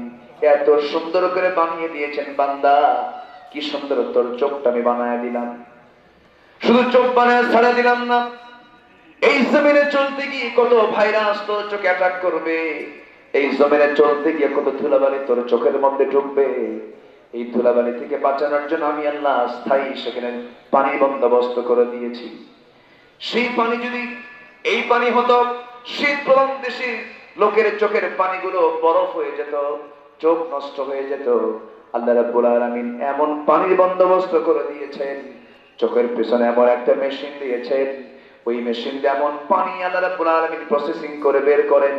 ওর মধ্যে কিছু পানি, কিছু শ্লেষ্মা, কিছু তেল এবং ইলেকট্রোলাইটের জটিল মিশ্রণে আল্লাহ রাব্বুল আলামিন এমন পানি বের করে দিয়েছেন। বান্দা, এই পানি তুলা টোকার সঙ্গে সঙ্গে পানিটা বের হয়ে তোর চোখটাকে আমি আল্লাহ স্বচ্ছ রেখে দেই। জোরে বলি সুবহানাল্লাহ। এই চোখ দিয়েছেন কে? আমরা কার সৃষ্টি দেখব? আজ কার সৃষ্টি দেখব? প্রশংসা করব কার? এই চোখ দিয়ে দেখবো আল্লাহর সৃষ্টিগুলো। এই চোখের মধ্যে পানি দিলেন কে? এই চোখটা ঠিক রাখলেন কে? এই চোখকে পরনের দিকে তাকায় থাকে কে? আল্লাহ ছায়া থাকে? আল্লাহ? হ্যাঁ, কষ্ট পাচ্ছেন আপনারা? আমি কি আলোচনা চালাবো? নারীর দিকে তাকানো জায়েজ আছে না নাই? হ্যাঁ, নারীর দিকে তাকানো জায়েজ আছে না নাই? হ্যাঁ, কোন উত্তর দিচ্ছে না তো। নারীর দিকে তাকানো জায়েজ আছে না নাই? নাই, নাই, দুই দিকেই করে। এখন কি কি কথা বলি? এখন দুইজনের উত্তরই সঠিক। তাকানো জায়েজ আছে, আবার তাকানো জায়েজ নাই। মেয়ের দিকে তাকাবো না কেন? মেয়ে তো বরকত, মেয়ে তো রহমত। বলি আলহামদুলিল্লাহ। মেয়ে কি? রহমত। বউ হলো বরকত। বউ কি? বরকত। বিয়ে করবেন বরকত পাবেন, বিয়ে করবেন না কামাই করবেন, ওই যে তলা নাই, তলা তলা থাকবে, সব হেরে যাবে, কামাইয়ের কোনো বরকত পাবেন না। অনেকে বলে হুজুর কামাই কামাই করে নিয়ে এরপরে বিয়ে করি না। যা কামাই করবে এটাকে ঠিক রাখার জন্য বাড়িতে কি দরকার? বলেন কি দরকার? বউ দরকার। বিয়ে তো ইমানের অর্ধেক, বউ তো ইমানের অর্ধেক। যাদের বিয়ে নাই, যারা বিয়ে করে নাই, তাদের ইমান অর্ধেক হয়ে বসে আছে। ঠিক মানে কি? বিয়ে শাদী করো নাই তুমি? আচ্ছা, বিয়ের কথা কে বলেছেন? আসতে করুন। বিয়ের কথা কে বলেছেন? আল্লাহ বলছেন। তোমার নজর ঠিক হয়ে যাবে, বিয়েটা করে নাও। ফানকিহু মা তাবা লাকুম মিনান নিসা মাসনা ওয়া সুলাসা ওয়া রুবা'। বিয়ে করো 2 2, 3 3, 4 4টা বিয়ে করো। এই কথা শোনার সঙ্গে সঙ্গে এখন আমার এলাকার মায়েরা মনে মনে ভাবতেছে, কি হুজুর নিয়ে আসলে, এই তো ঝড় তুললো। এটা কি আমার কথা না আল্লাহর কথা? আসতে বলবেন না, কার কথা? আল্লাহর কথা। বিয়ে করো, তবুও তুমি জেনার কাছে যেও না, জেনার কাছে লিপ্ত হও না, অশ্লীল কাজে তুমি নিজেকে জড়িও না, বিয়েটা করে নাও। আর নিকাহ সুন্নতি, রাসূল বলেছেন বিয়েটা হলো আমার সুন্নাত, আমি নিজে বিয়ে করেছি। সুবহানাল্লাহ বলেন। সম্মানিত ভাইরা, অনেকে বিয়ে করার সময় পায় না, 50 বছর হয়ে যায়, 50 বছর হয়েছে যুবক বিয়ে করে না, ও কি ঠিক থাকে না বাইপাস নয়? ও তো ঠিক থাকার কথা না। 50 বছরে তুমি যদি বিয়ে করো, 55 বছর বয়সে তুমি হবে বাবা। সন্তান যখন হাতে করে রাস্তায় যখন বের হবে, তখন সন্তানকে বলবে, এই তোমার সঙ্গে এটাকে দাদা না নানা। এজন্য স্ট্যান্ডার্ড এজ বিয়ের দেখিয়েছেন মুহাম্মদ সাল্লাল্লাহু। তিনি বিয়ে করেছেন 25 বছর বয়সে। কয় বছরে? 25 বছরে। সম্মানিত ভাইরা, কষ্ট পাচ্ছেন নাকি আপনারা? কষ্ট পাচ্ছেন? আমার দিকে একটু তাকান। এই চোখ, হ্যাঁ, রাত কয় দিন কষ্ট হবি না? দেখা যাক ইনশাআল্লাহ। সবাই থাকতে রাজি আছেন তো? ওদের কে চাই ওখানে ধরেন। কষ্ট পাচ্ছেন নাকি? উনি বসে গেছেন, বলে আলহামদুলিল্লাহ। কেউ উঠবেন না, বসুন। আর কিছু সময়, আমি একটু আগে উঠতে পারলে এই কথাগুলো বলা লাগতো না। আমি জানি একটু কষ্ট দিচ্ছি, আজকে কষ্ট দিয়ে যাব। সম্মানিত ভাই, বউ ইমানের পাহারাদার। বউকে সাথে নিয়ে যদি আপনি কোথাও যান, কোন নারীর দিকে তাকানোর কোন সাহস আছে? কোন উপায় আছে? বউ যদি পাশে থাকে, ও তো দারোগার বড় দারোগা, উপায় নাই। বউর সাথে নিয়ে আপনি যদি কোথাও যান, আর অন্য নারীর দিকে যদি আপনি চেয়ে থাকেন, তাকাতে পারবি না। হঠাৎ করে যদি আধা সেকেন্ড অথবা আধা মিনিট আপনি দেখে ফেলছেন, হঠাৎ করে বউ যদি এটা খেয়াল করে, সেই সময় রাস্তার ভিতরে কিছু না বললেও 2 দিন পরে হয়তো বলবেন, সুইটি এদিকে আসো তো। কিসের তোমার সুইটি? আরেক দিকে ছায়া থাকো তুমি। কি ঠিক কিনা বলেন? এই জন্য ইসলাম কত সুন্দর।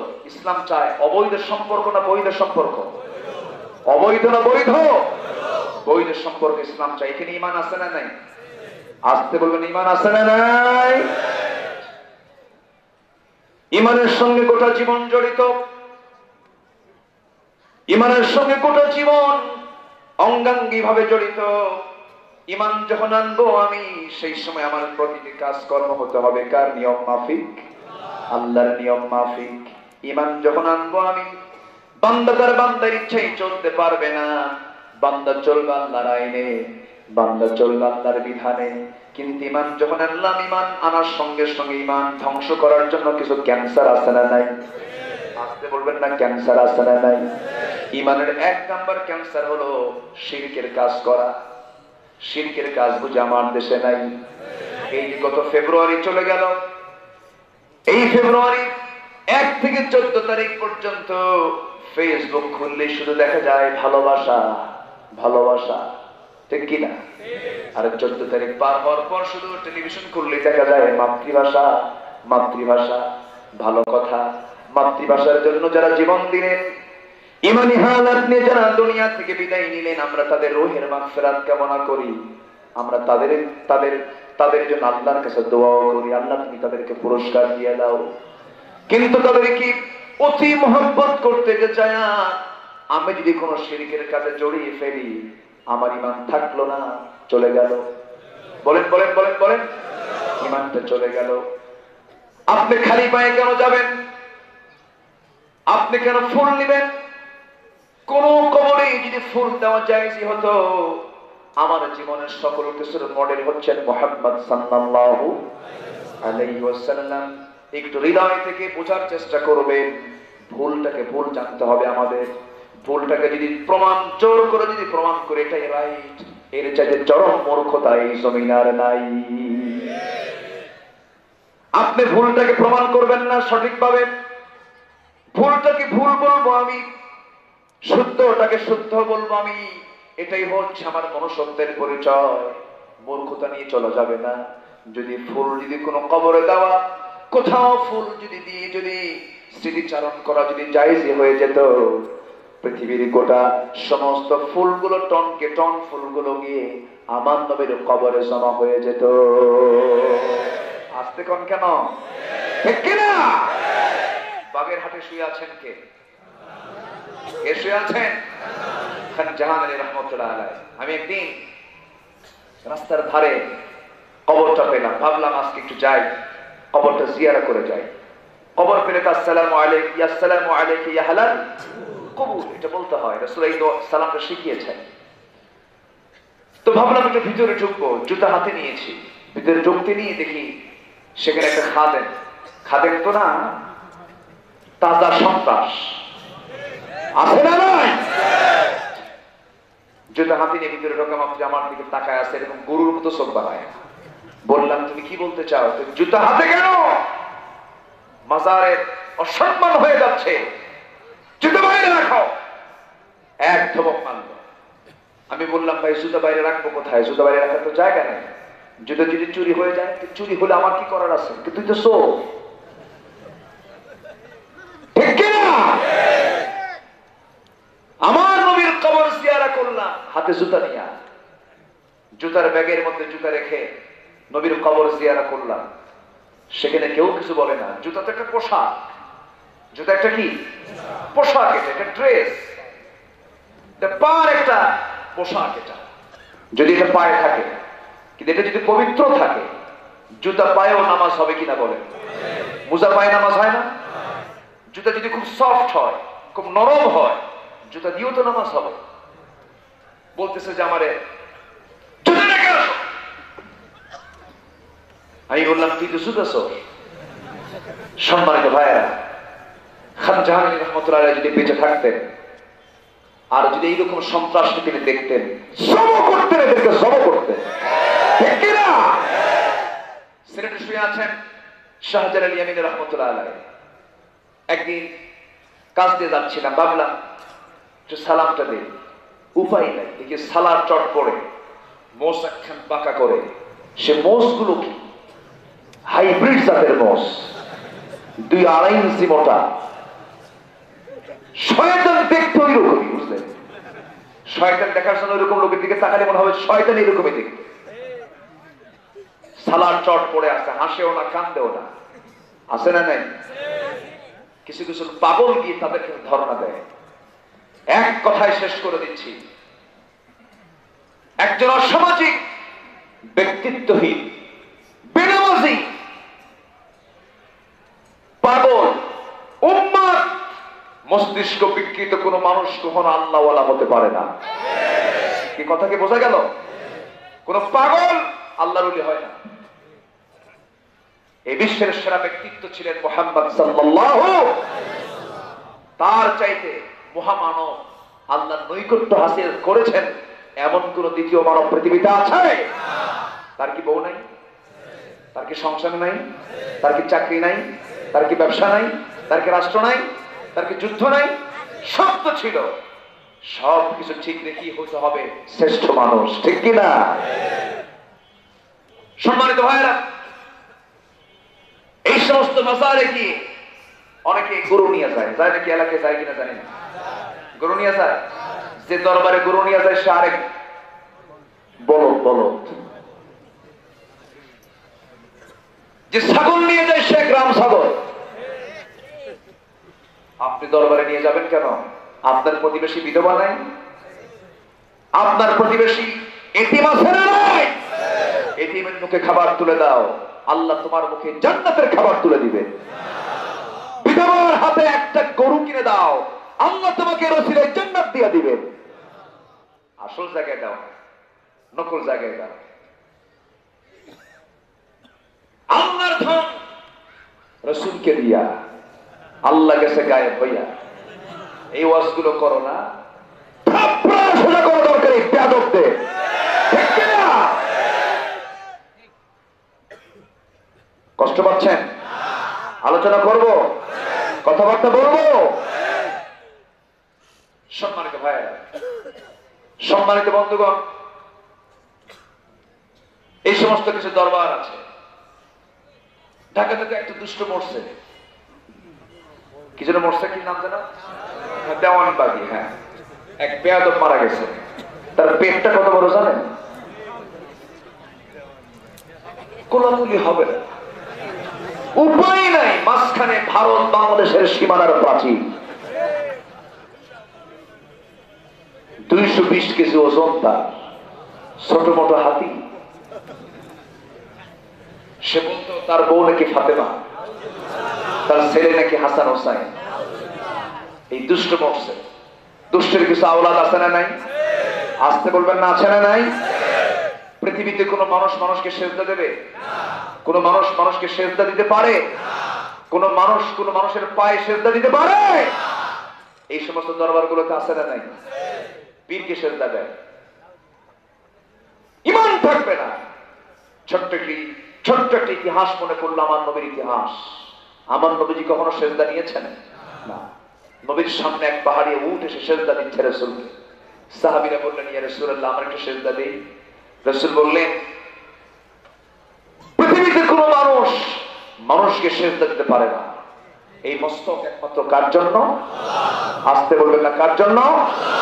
যে দরবারের ভণ্ডরা মুরিদ কর্তৃক সেজদা গ্রহণ করে, লাঠি দিয়ে পিটায়া ভেঙে চুরমার করে দেওয়া দরকার। আমার ভাইয়েরা, আমার নবীজির কাছে, আমার নবীজি কখনো সেজদা নেননি। আমার নবীজি, ছোট্ট একটি ইতিহাস মনে পড়লো।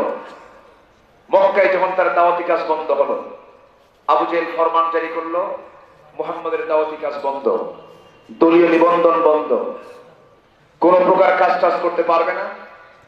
মুহাম্মদ বিন আব্দুল্লাহ সকল কার্যক্রম স্থগিত ঘোষণা করা হলো।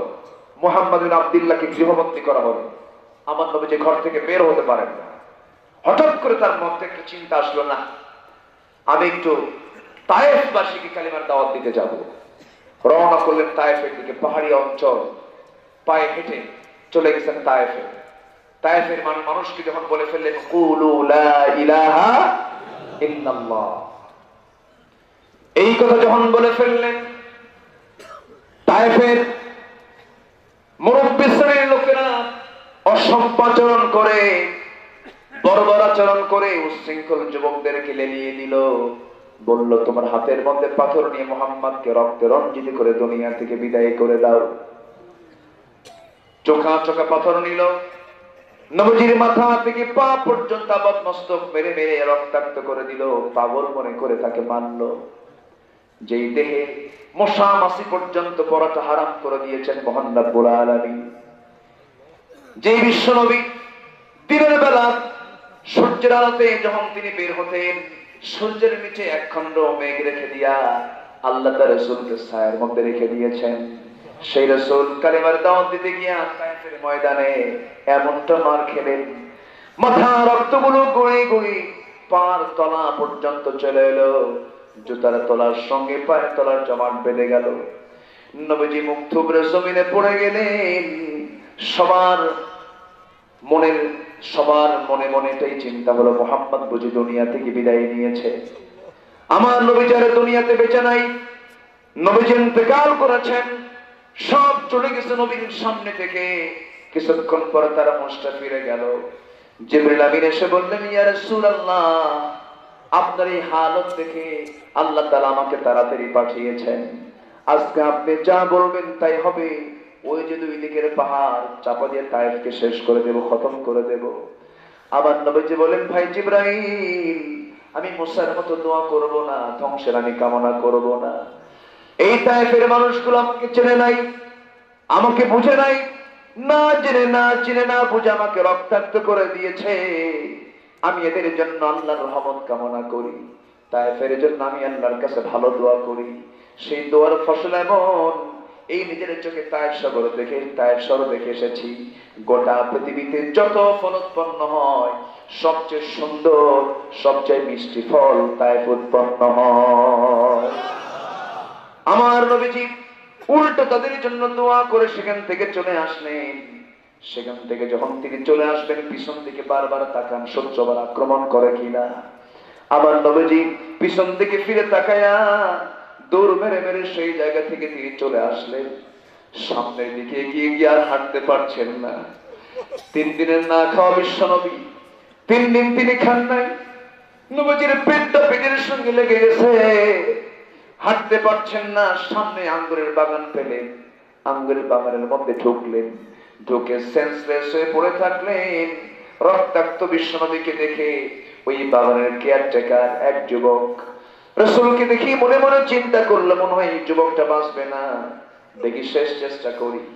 আঙ্গুর বাগান থেকে কয়েক থোক আঙ্গুর পেরে নিয়া হাতের মধ্যে নিয়া মোটে চিপে চিপে 1 গ্লাস আঙ্গুরের রস 1 গ্লাস নবীর সামনে হাজির করে বলে, যুবক তোমার চেহারার দিকে তাকায় মনে হচ্ছে তুমি বাঁচবে না, রক্ত শূন্যতায় ভুগছো। এই যে আঙ্গুরের রসটা দিলাম তুমি একটু পান করে নাও। নবীজি হাতের মধ্যে গ্লাসটা নিলেন, বিসমিল্লাহ বলে সেবন করলেন। মুস্কি একটা হাসি মেরে যুবকের দিকে তাকায় বলছেন, যুবক তোমার নাম তো আদ্দাস। আদ্দাস মনে মনে কয় কোনোদিন দেখা হলো না, কথা হলো না, কোনোদিন আমার সঙ্গে 1 সেকেন্ডের জন্য সাক্ষাৎ পর্যন্ত হলো না, এই লোকটা আমার নামটা আদ্দাস বলে দিল কেমনে? রাসূল বলছেন, আদ্দাস তুমি কি চিন্তা করো, তোমার গ্রামের বাড়ির নাম হলো নিনোয়া। এবার সে আরো আশ্চর্য হলো, আমার গ্রামের বাড়ির নামও তো জানার কথা না। এবার রাসূল বলছেন, আদ্দাস রে, যেই গ্রামে তোমার জন্ম সেই গ্রামে আল্লাহর পয়গম্বর ইউনূস আলাইহিস সালাতু ওয়াস সালামের জন্ম। এবার আদ্দাস আশ্চর্য হয়ে মনে মনে চিন্তা করে, আল্লাহর নবীর খবর এই লোকটার কাছে কেমন করে আসলো? এবার বলছে, ও যুবক আমার গ্রামে যে আল্লাহর নবীর বাড়ি ইউনূসের বাড়ি আপনাকে কে বললো? আমার নবীজি মুস্কি হাসি মেরে বলে, ও যুবক একজন নবীর কাছে তার একজন নবীর খবর থাকতেই পারে। একটু আসতে কোন সুবহানাল্লাহ। এর মানে আমরা বুঝবো না রাসূল গায়েব জানতেন, কিন্তু রাসূলকে জানিয়ে দিয়েছেন কে? আসতে বলবেন না কে? আদ্দাসের বুঝতে দেরি হলো না, মুজিজা প্রকাশ পেয়ে গেল। আদ্দাস এবার খ্রিস্টানি কায়দায় 2টা হাত নবীর পায়ের কাছে নিয়ে গিয়ে সেজদা দেবে, যেমন করে আজকে ভণ্ড দরবার এগুলো আছে, আছে না নাই বলেন?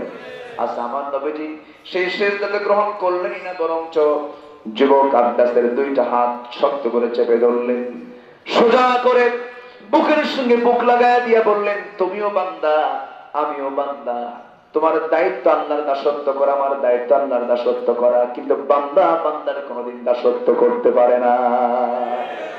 শিরকুল ঈমানের ক্যান্সার, শিরক ঈমানের ক্যান্সার। আমার ভাইয়েরা, আমার বন্ধুগণ, একটু মনোযোগ দিয়ে শোনার চেষ্টা করুন। রাত একটু গভীর হয়েছে, সংক্ষিপ্ত করে এই কথা বলার চেষ্টা করছি। আমার নবীজি করলেন কি?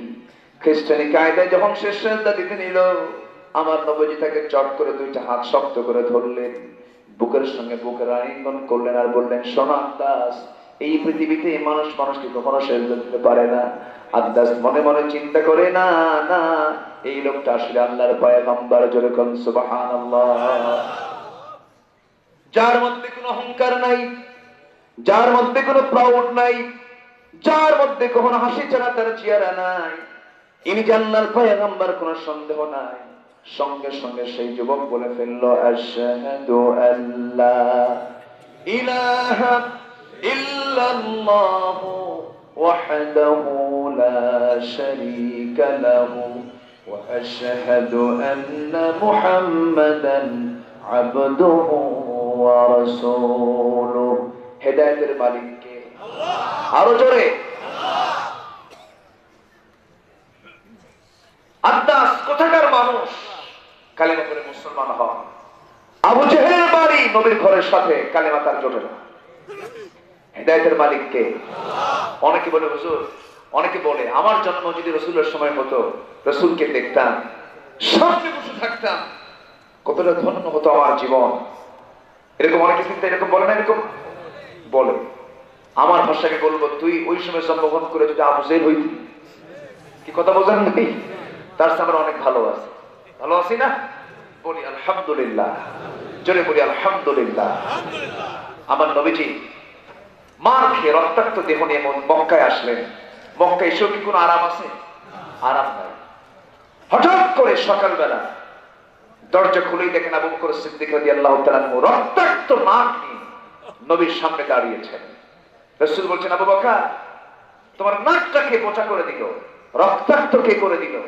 তিনি বলছেন, ইয়া রাসূলুল্লাহ, ফজরের সময় আমি সিজদা দিতে গিয়েছি আল্লাহর ঘরের দরজার সামনে, ওতবা, শাইবা, মুগীরা এরা এসে আমার ঘাড়ের উপরে পা চালায় দিল, আমাকে চিৎ করে খড়ম জুতা দিয়া নাকটা মোচা করে দিয়েছে। আমি সেন্সলেস হয়ে পড়েছিলাম। হুজুর, আমি বাড়ির দিকে যাইনি, ভাবলাম না জেনে তারা আপনাকে আক্রমণ করে কিনা। আমি আপনার মহব্বতে দিকে ছুটে এসেছি যেন আপনার একটা পশমের জন্য কেউ আঁচড় না দিতে পারে। একটু আসতে কোন সুবহানাল্লাহ। আমার নবীজি বলছেন, আবু বকর কিছু খাইছো? হুজুর, এখন কিছু খাওয়া যাবে না। আমার মনে হয় আবু জাহেলের সন্ত্রাসী বাহিনী যে কোনো মুহূর্তে আপনার উপরে হামলা করতে পারে, আপনি চলুন, নচেত আমরা এখান থেকে বের হয়ে যাই, সন্ধ্যার পর আবার বাড়িতে ফিরবো। আমরা দুজন মিলে মক্কার একটু আউটসাইডে চলে গেলেন। আমার রাসূল বলছেন, আবু বকর, তোমার তো নাক থেকে রক্ত বের হচ্ছে, কষ্ট হচ্ছে, আমি তোমার জন্য কিছু খাবারের বন্দোবস্ত করি। মেষের পাল খুঁজলেন, উটের পাল খুঁজলেন, পেলেন না। ছোট্ট একটা ছাগলের পাল পেলেন। ছাগল পালে কেয়ারটেকার রাখালকে ডাক দিয়ে বলছেন, রাখাল, তুমি কি আমাকে একটা ছাগি দেবে? কি করবে? সেই ছাগিটা আমাকে দিলে আমি দুধ দহন করব, আমার বন্ধু আবু বকর রক্তাক্ত হয়েছে, তার কিছু উপকার হবে। রাখাল বলে, পারবো না দিতে। কেন পারবে না? কারণটা কি? এই ছাগলগুলো আমার না, আমার দায়িত্বে এই ছাগলগুলো আছে। আমি যদি আপনাকে দুধ দহনের জন্য ছাগলটা দেই, আমানতের খেয়ানত হয়ে যাবে। ঈমান নাই, কিন্তু আমানত আছে না নাই? আসতে বলেন, আমানত আছে না নাই? আর আমাদের ঈমান আছে না নাই? আমানত আসতে কোন আমানত কোথায়? আমানত কোথায়? আমানত কার কাজ কে করে? সিগনেচার জাল আছে না নাই? আসতে বলবেন না, আছে না নাই? হাতের 2 নাম্বারই আছে না নাই? ফিঙ্গারপ্রিন্টের 2 নাম্বারই আছে না নাই? আছে। তুমি নকল জাল সিল মেরে আরেকজনের সম্পত্তি তুমি মেরে নিলা, আরেকজনের জমি তুমি দখল করলে, ভাবতেছো আমি জান্নাত পেয়ে যাবো। অসম্ভব। আমাদের খেয়াল করেছো, তুমি জান্নাত পাবো না, পাবো না, পাবো না। ঠিক কিনা? কষ্ট পাচ্ছে? সম্মানিত ভাইয়েরা, সম্মানিত বন্ধুগণ, আমার নবীজি বললেন, রাখাল, তাহলে তুমি আমাকে এমন একটা ছাগি দাও যে ছাগি পেটে এখনো বাচ্চা আসে নাই, যে ছাগির ওলানে, ওলান পর্যন্ত এলাকে কি বলে? ওলানি বলে, ঠিক আছে, ওলানে এখনো দুধ আসে নাই, এমন একটা ছোট্ট ছাগি আমাকে দেওয়া যায় কি? রাখাল এখন মনে মনে চিন্তা করে, এই ছোট্ট ছাগি দিয়ে এই লোক কি করবে, দেখি। ছোট্ট একটা ছাগি নবীর হাতে দেওয়া হলো। আমার নবী ছাগিটা হাতের মধ্যে নিলেন। হাতের মধ্যে নিয়ে আমার নবীজি করলেন কি? কোলের মধ্যে নিয়ে ছাগলের ছাগি পিছনের 2 পার মাঝখান বরাবর আমার নবীজি দুটা তার হাতটা দোয়া বরকতি হাতটা রেখে দিলেন, ফু মেরে দিলেন বিসমিল্লাহ বলে। সঙ্গে সঙ্গে ছোট্ট ছাগির গোটা ওড়ান দুধে ভরপুর হয়ে গেল। এবার বলছেন, রাখার একটা বাটি এনে দাও। বাটি এনে দেওয়া হলো। আমার নবীজি দহন করলেন। দহন করে করে বাটি পরিপূর্ণ হয়ে গেল দুধে। রাসূল বলছেন, আবু বকর, সকালবেলা রক্ত ঝরেছ, বিকেল বেলা রহমতের পানি, রহমতের শরাব তুমি পান করো। জোরে কোন সুবহানাল্লাহ। কষ্টের পরে সুখ আছে না নাই? সুখের পরে কষ্ট আছে না নাই? দিনের জন্য কষ্ট করলে পুরস্কার দিবেন কে? আল্লাহ দিবেন। আমার নবীজি তার হাতের ভিতরে বাটি তুলে দিলেন, বিসমিল্লাহ বলে খাওয়া শুরু করলেন। খেতে খেতে পেটের চামড়া টাইট হয়ে গেল। কিন্তু এবার তিনি বলছেন, ইয়া রাসূলুল্লাহ, দুধ তো খাইলাম, জন্মের খাওয়া, পেট তো ভরে গেছে, কিন্তু কি খাওয়া খাইলাম, এক চুল পরিমাণ দুধ তো কমলো না। রাসূল বললেন, ঠিক আছে, তুমি আমার সামনে রাখালকে দিয়ে দাও। রাখালকে দেওয়া হলো।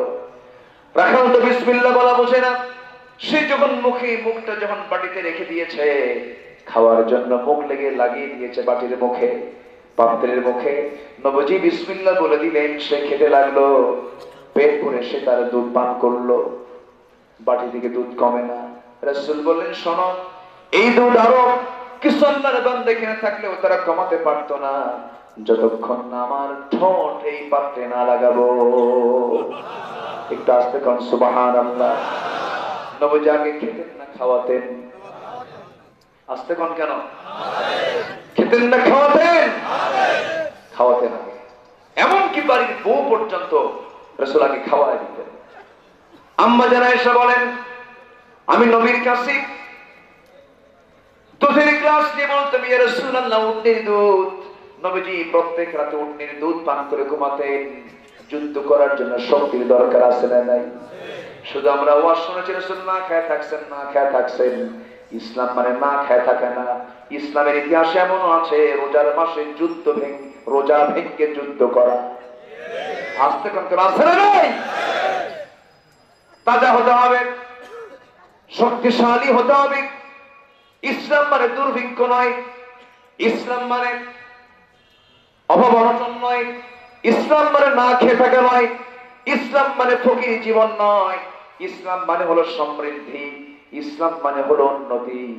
ইসলাম যে সমাজে চালু থাকবে, সেই সমাজে সুদ থাকবে না, যাকাত থাকবে। আর যাকাত যদি চালু থাকে, সমাজে অভাব থাকবে না, কি বলেন? অনটন থাকবে না, কি বলেন? থাকবে না। আমার ভাইয়েরা, রাসূল কখন খান নাই? যখন পান নাই। কথা বোঝেন নাই? যখন পান নাই তখন খান নাই, যখন পেয়েছেন তখন কি তিনি খাবেন না? অবশ্যই খাবেন না। কেন? ঘরের খাবার আছে, আমরা কি খাবার খাবো না? অবশ্যই খাবার খাবো। আমার ভাইয়েরা, আমার নবীজি উটনির দুধ নিয়ে আম্মা জান আয়েশা যখন তার সামনে যখন উটনির দুধ নিয়ে যখন তিনি দাঁড়াতেন, রাসূল বলতেন, আয়েশা তুমি আগে খাওয়া শুরু করে দাও। আম্মা জান আয়েশা বলেন, আমি রাসূলকে আগে খাওয়াতে পারিনি কখনো। আমার দিকে আগায়া দিতেন, আমি সেই গ্লাসটা নিতাম, গ্লাস নিয়ে যখন আমি দুধ পান করা শুরু করতাম, আমার নবী আস্তে করে খাটটা একটু নিচু করতেন, নিচু করে দেখতেন আমি আয়েশা কোন দিক দিয়ে ঠোঁট লাগায় খাই। আমার নবীজি শেষে গ্লাসটা নিতেন, অবশিষ্ট দুধটা তিনি খাওয়ার সময় যে দিকটা আমি ঠোঁট লাগিয়েছি রাসূল সেই দিক দিয়ে ঠোঁট লাগাতেন, আর মুস্কি হাসি মেরে বলতেন, আয়েশা আমি তোমাকে দারুণ ভালোবাসি। সুবহানাল্লাহ বলবেন না? ইসলামে ভালোবাসা মহব্বত আছে না নাই? আসতে বলবেন না, আছে না নাই? বরং ইসলাম মানলে মহব্বত আরো কমবে না বাড়বে? বাড়বে। আর ইসলাম না মানলে পরে সেই মহব্বত থাকবে নাকি?